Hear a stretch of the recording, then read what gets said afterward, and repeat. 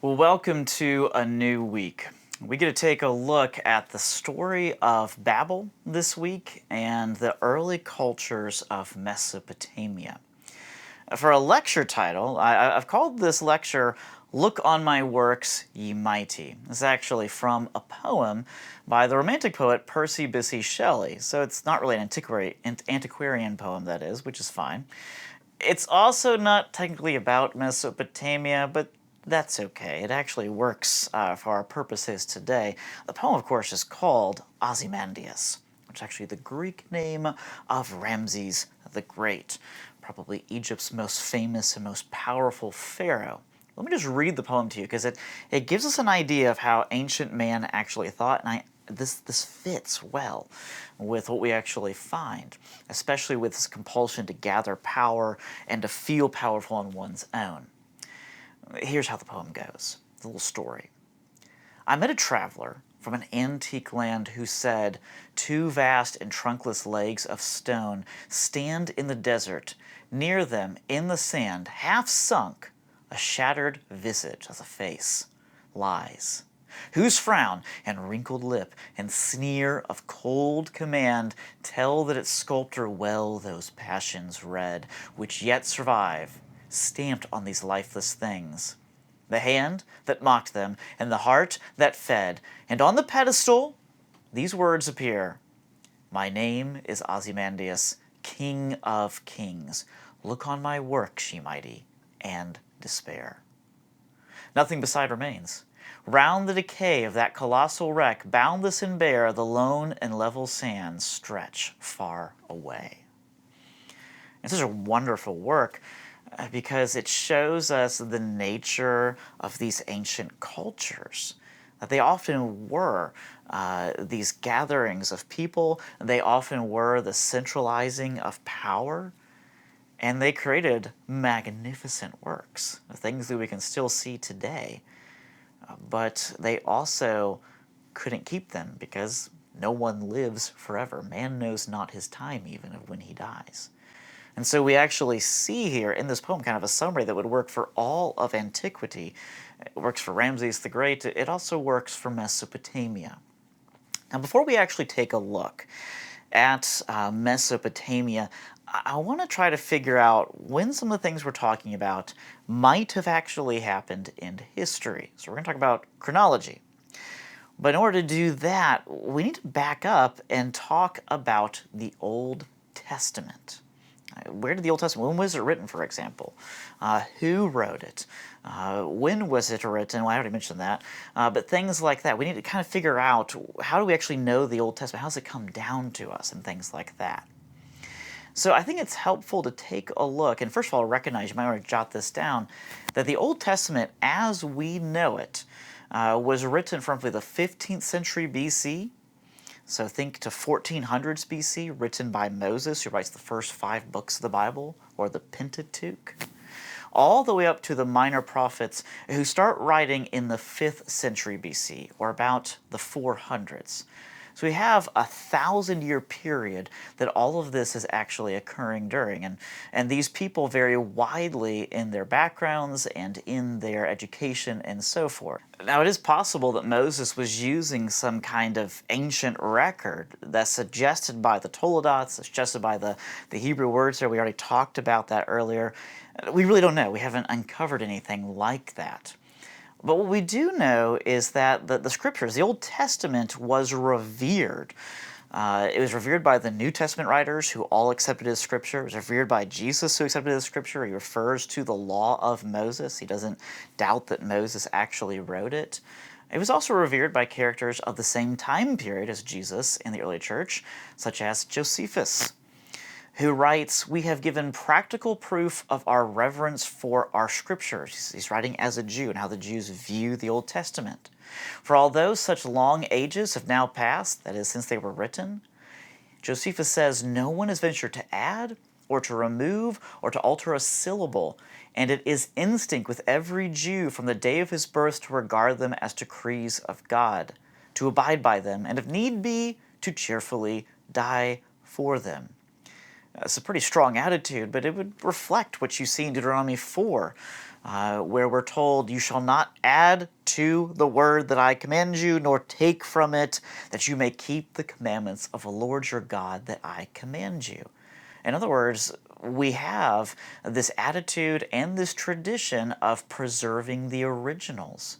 We see this, for example, with the Jews and the fact that they take things like the Ten Commandments, they put them in the Ark of the Covenant. Or they take the Pentateuch, we're told in Deuteronomy 31, those first 5 books of the Bible, and they also put that in the Ark of the Covenant.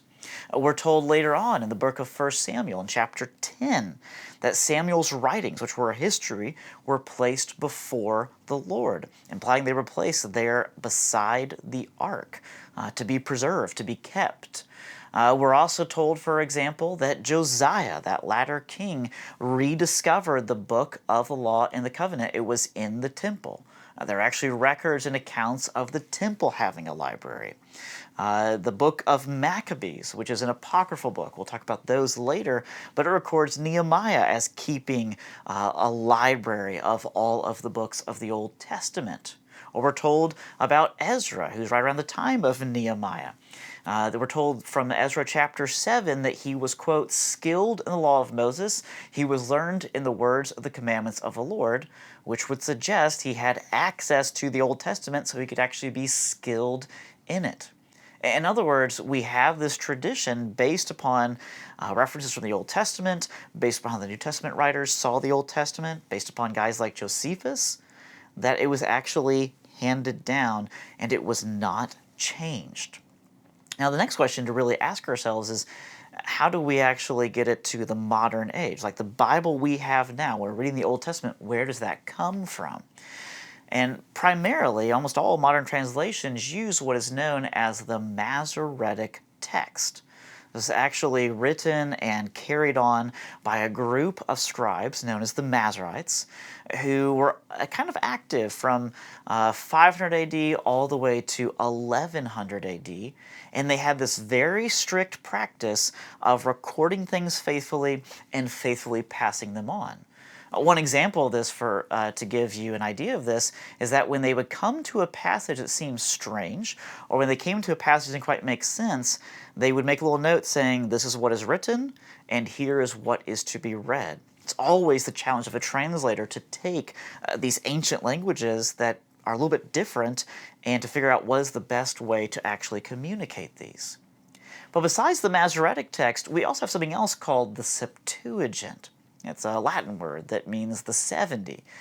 And the story of the Septuagint is that it was translated in Egypt in the 3rd century BC at the command of the Pharaoh Ptolemy II, one of the guys who actually supported the great Library of Alexandria, one of the finest libraries in all the history of the world, especially the ancient world. But this was a Greek translation of the Hebrew Bible that was made by Jews who were most likely working from some older version of the Hebrew Old Testament that we no longer have.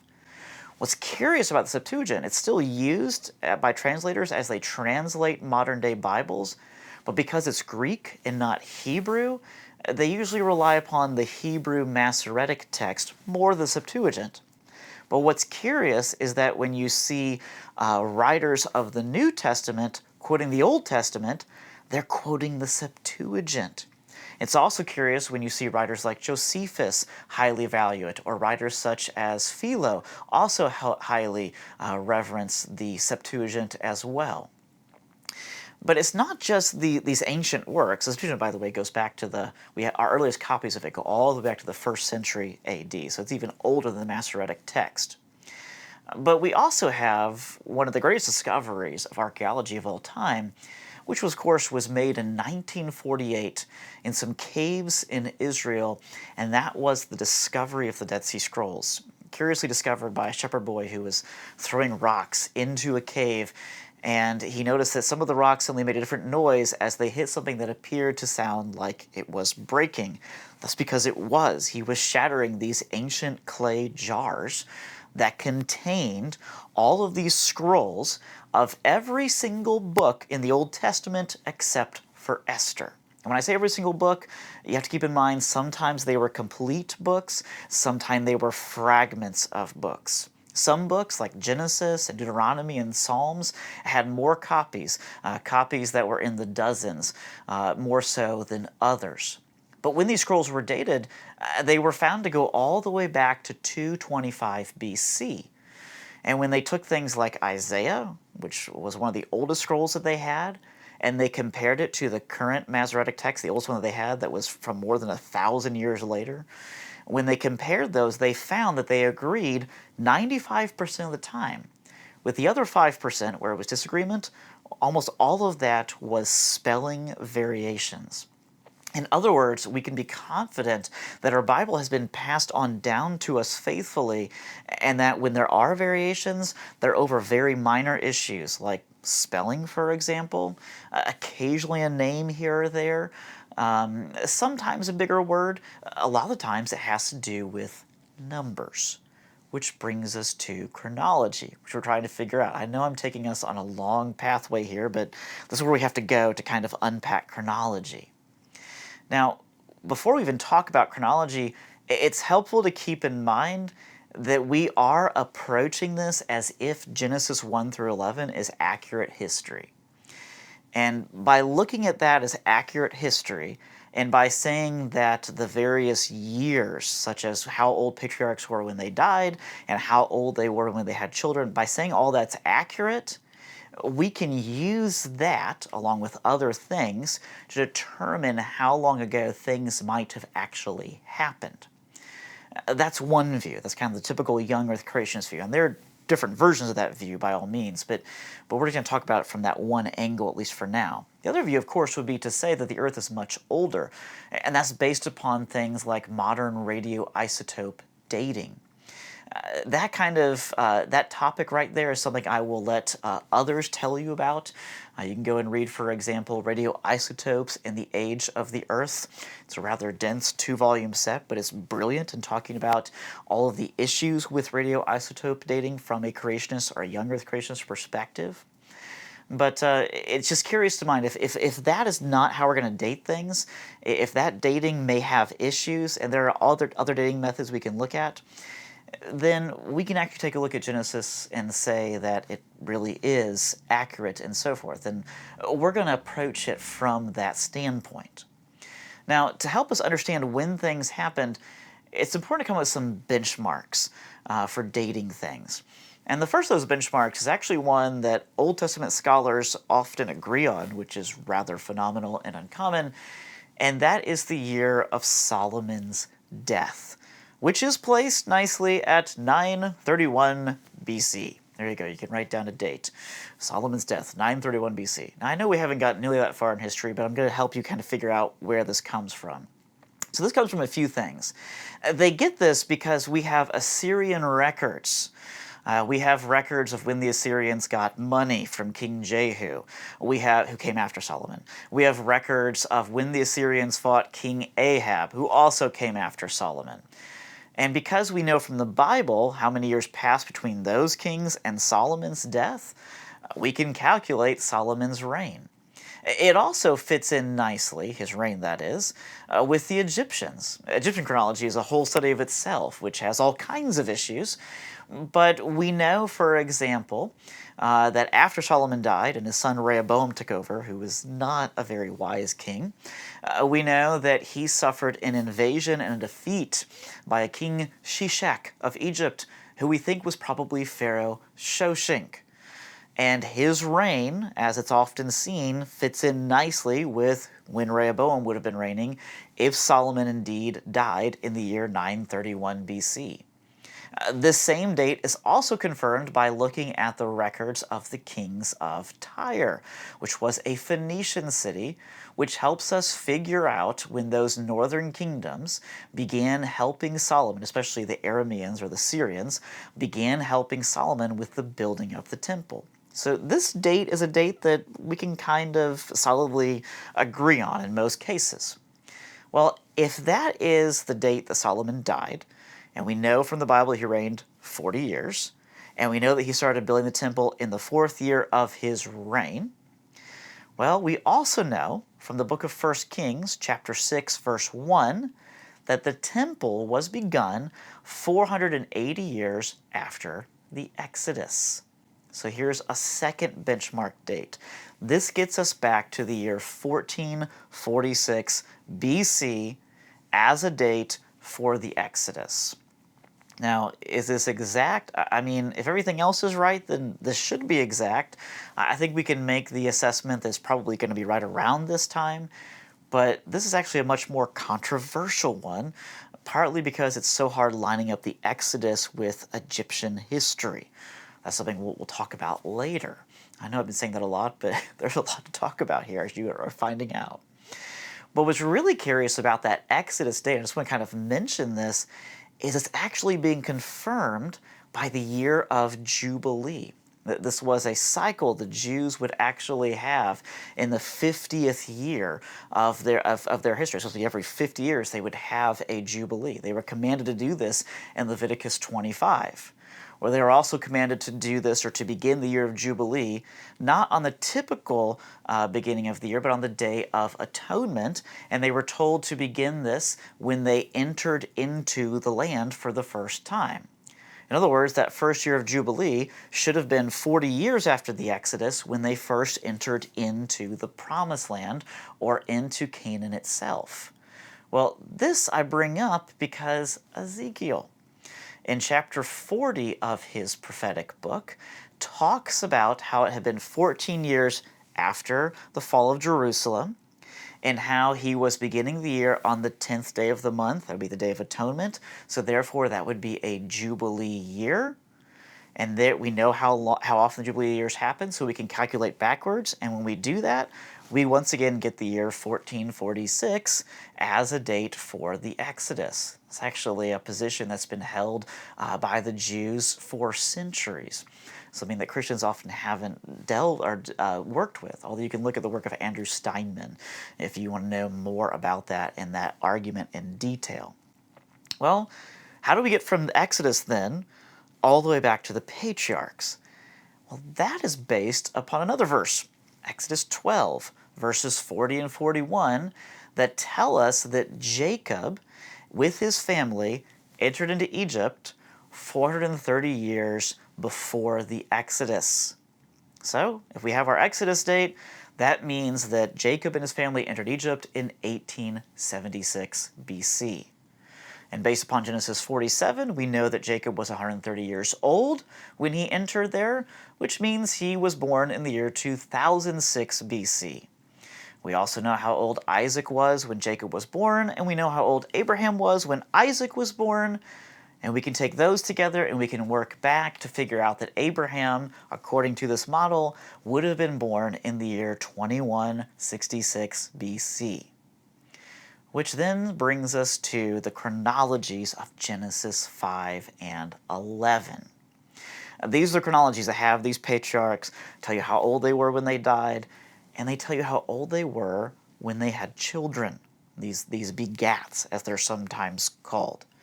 Now, I just want to camp out here a little bit because this whole process of telling how old they were when they had children, that is unique amongst genealogies in all of the Bible and in all the writings of the ancient Near East or the ancient world, at least up into this time. In other words, these are very strange genealogies, and they stand out as if to say, here is when these things actually happened. Which brings us to an interesting debate, interesting diversion. So that Masoretic text that our Bibles are based upon, it actually has different begat dates than the Septuagint. In fact, the begat dates of the Masoretic text, like how old these guys were when they had children versus the same dates in the Septuagint, if they differ so many times that if you add up the differences, you get over 1,300 years of differences. In other words, we actually have two different ways, based upon these genealogies, to then date when things like, say, the flood happened, or when things such as the creation itself happened. Now, I'm going to suggest that the Septuagint might actually be the best way to go because it is older than the Masoretic text.